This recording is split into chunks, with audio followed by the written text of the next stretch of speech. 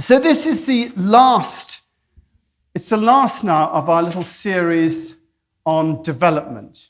And we've had 5 weeks looking at development. And if you've missed it, you can always catch it online on our website at previous services. But we've had 5 weeks. We began by looking at the nature of presence.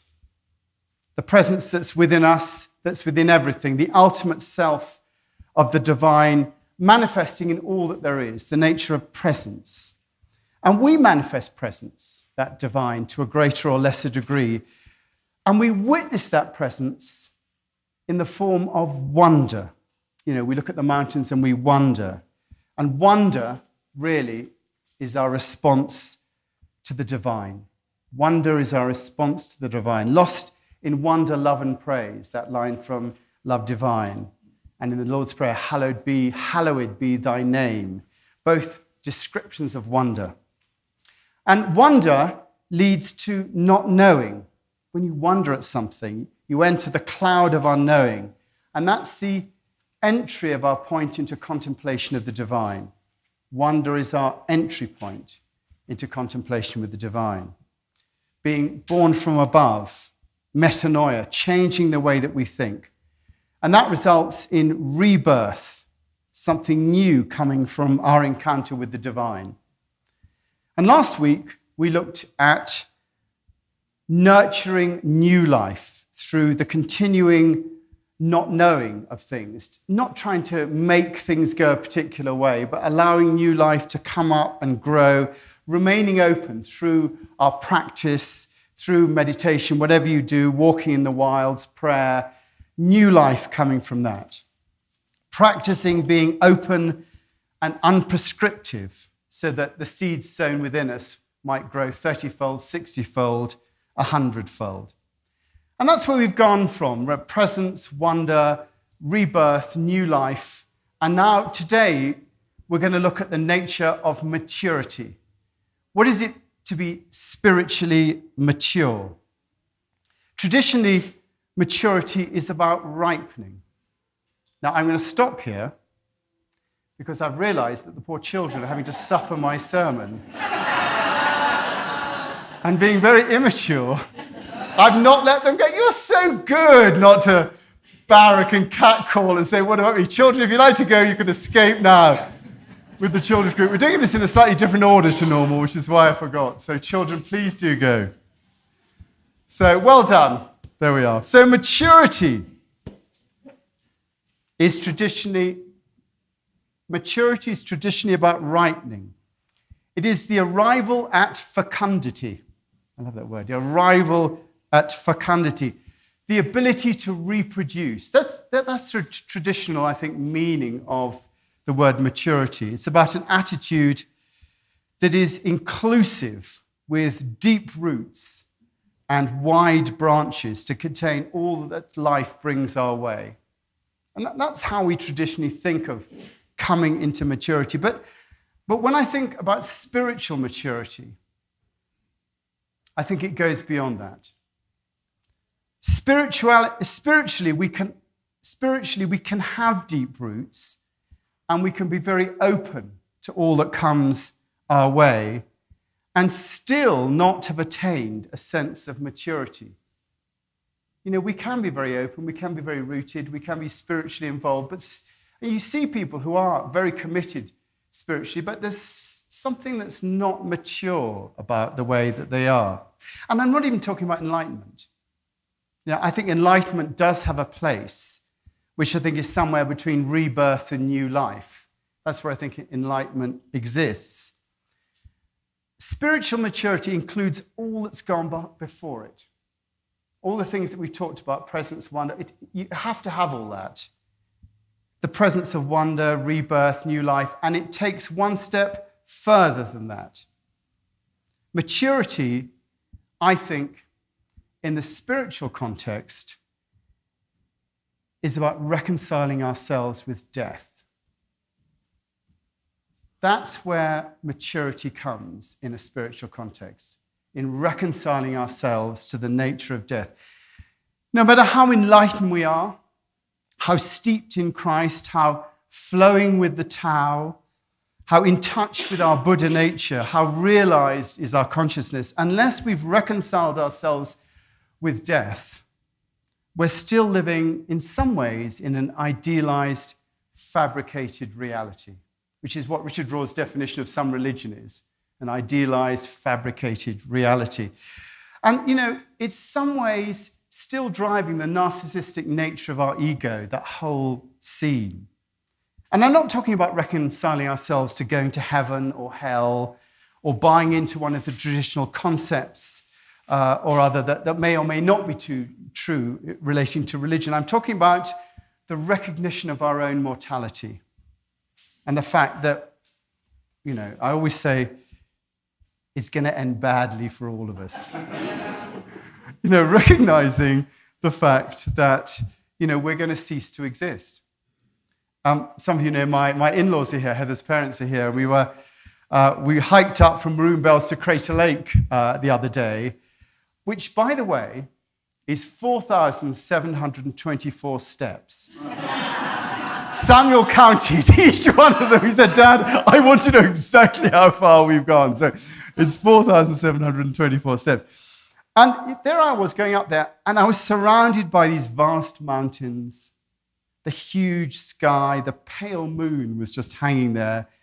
And I just caught sight of a glimpse of how small and insignificant I was as a human being. And I think we somehow have to catch that.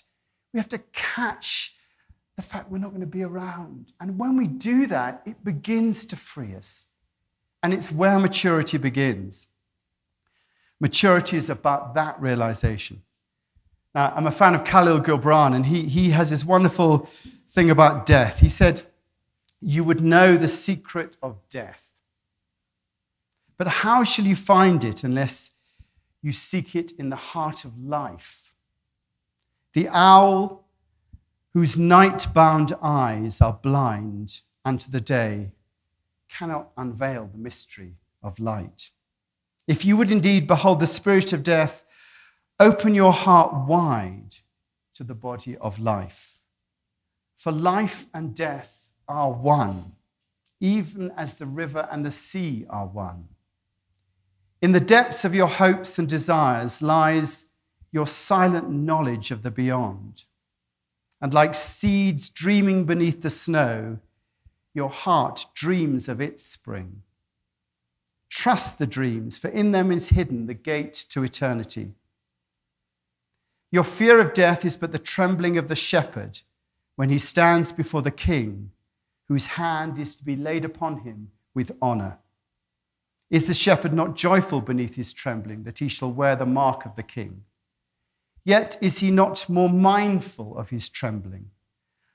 For what is it to die, but to stand naked in the wind and melt into the sun?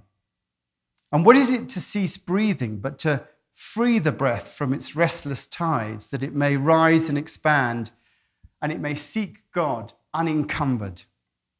Only when you drink from the river of silence shall you indeed sing. And when you've reached the mountaintop, then you'll begin to climb. And when the earth shall claim your limbs, then you shall truly dance. I think it's always great, Khalil Gibran, wisdom and poetry together. And that line, for life and death are one, even as the river and the sea are one. And yet, really, we don't want to confront death. We push it to the edge of our consciousness. We're aware of it. We make our wills, hopefully including Aspen Chapel as part of the Legacy Society. We might even give some thought to our memorials, but only in a joking way. Oh, make sure that we have that tune in my service, or whatever it is, But I think maturity is having death front and center in our lives. I think Aspen's notorious for trying to put off death. Keeping fit, trying to look young, our appearance. All that's okay, everyone wants to look a bit, we do want that. But unless it's an attempt to push away the inevitability of death. Because I think really maturity is having death with us every step of the way. When you have that, it changes your attitude. It changes your attitude to life. It means there's a sense of freedom that comes with that.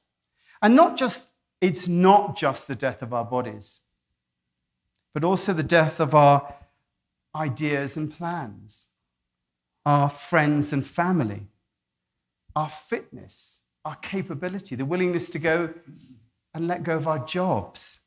We have to continually live with the impermanence of everything. And I think that is the real nature of maturity. A couple of weeks ago, I used that wonderful poem by Rumi, which I'm just going to repeat. I died as a mineral and became a plant. I died as a plant and rose to be an animal. I died as an animal and was human. Why should I fear? When was I less by dying? Yet once more shall I die as a human to soar with the angels blessed, and even from an angel I must pass on. All except God must perish. And when I have sacrificed my angel soul, I shall become what no mind has ever conceived. To go beyond death is to experience in your life what your mind has ever conceived. The maturity that comes with a moment-by-moment companionship with death is the maturity of surrender. And that's what Rami Shapiro is going to be talking about in a couple of weeks' time. But Richard Rohr says that surrender to the divine flow is not about giving up. And this is what we're talking about maturity. It's not about giving up, giving in. It's not about capitulating, becoming a puppet, becoming naive, being irresponsible, or stopping all planning and thinking. Surrender is about a peaceful inner opening that keeps the conduit of living water flowing. It is a quiet willingness to trust that you really are a beloved son or daughter, which allows God to look after you. And it really is that simple. But for the human mind, it's incredibly hard to let go into that divine. And you can see it in Jesus' life. It was all about surrender. He was always saying, that he was going to Jerusalem, that it was going to end badly. He was constantly telling his disciples that, if it's possible, let this cup of suffering be taken away from me. Yet not my will be done, but thy will be done. And that is the attitude. That is the attitude of maturity, of surrender, to live in companionship with death and with the ongoing realization that everything we see, touch, and feel is subject to change, and that life as we know it in all its forms can and will change irrevocably. And we need to be constantly aware of that in everything that we do. Such a realization, I think, brings maturity. The maturity that doesn't try to hold on to what we have, but is willing to let go, that can be reconciled to the possibilities of the past and the possibilities of the future, and be at peace with both, knowing that it's all temporary, holding life lightly and being willing to continue to hold life lightly, holding our plans lightly. In maturity, the ego, to the extent that it can, is continually bowing to the possibility of death and surrendering to the divine. And that is the place of maturity, because it shows full and unreserved cooperation with the unfolding of life. It shows full and unreserved cooperation with the unfolding of life. And it impacts us in many ways. To begin with, we stop desperately holding on to anything. Our jobs, our plans, our relationships, we hold them lightly and therefore more lovingly. We begin to let go of control. After all, we're not in control anyway. So the idea that we can control life is a complete illusion. So we might as well get in line with that illusion. To live with death is to live in the present, to deal with what is rather than what might be. And that's the position of maturity, to live with what is. And of course, most important of all to us is our own physical demise. And we have to let go of that too. And I find it just personally useful in my daily meditation. I bring my death into my daily meditation. How do I feel about it? What do I think about dying? What does it mean to me to know that I'll no longer be here and that I don't know what's going to happen next? And what about my family? What will my death impact on them? To live with death is to be a constant companion in everything that we do, not pushing it away, not thinking about it, not trying to disguise the signs of its presence. And that relationship with impermanence of all things brings a mature attitude to our relationship with life. And it enables us to live fully and equally in multiple contexts, in multiple ideas, in multiple thoughts of what's going to happen. And also to hold paradoxes and not to feel we have to be right about everything, which we tend to. It allows that paradox to welcome change and to let go, and as Khalil Gibran says, to truly dance. And I think the idea of walking or dancing with death, I think it does take practice, which is why I think it's good to bring it into a daily practice if you've got one, and have it be there. Like walking a labyrinth, our lives twist and turn. And unless we can quit twist and turn with the flow of life, we become stuck. We want to go this way, and in fact, we're being asked to go that way. That's what happens when we get stuck. In maturity, we hold things lightly, and we don't become stuck because we're always letting go into the next phase. We let go into that stuckness. So I think that is what gives us that fluidity in life. When you talk to someone spiritually mature, it's a joy to talk there. There's never an argument. There's the willingness to be wrong. There's the willingness to listen. There's the willingness to flow with what is. There's no rightness about ideas. That wonderful thing that the Dalai Lama said, someone asked him what would happen if someone conclusively proved that reincarnation did not exist. And the Dalai Lama said, I would change my views accordingly. That is maturity. Now, I'm going to give you an exercise in maturity now. Heather's going to come and play. And unlike the normal bit of music that we play, which is 2 minutes on and 2 minutes off, this is going to be 10 minutes. And I want you to dive into this music and to watch as the melody comes round again and again, like ideas and things come round in our lives and dies away and comes back again. And notice when your mind wanders and just flow with that sense of where the music is taking you into a sense of maturity.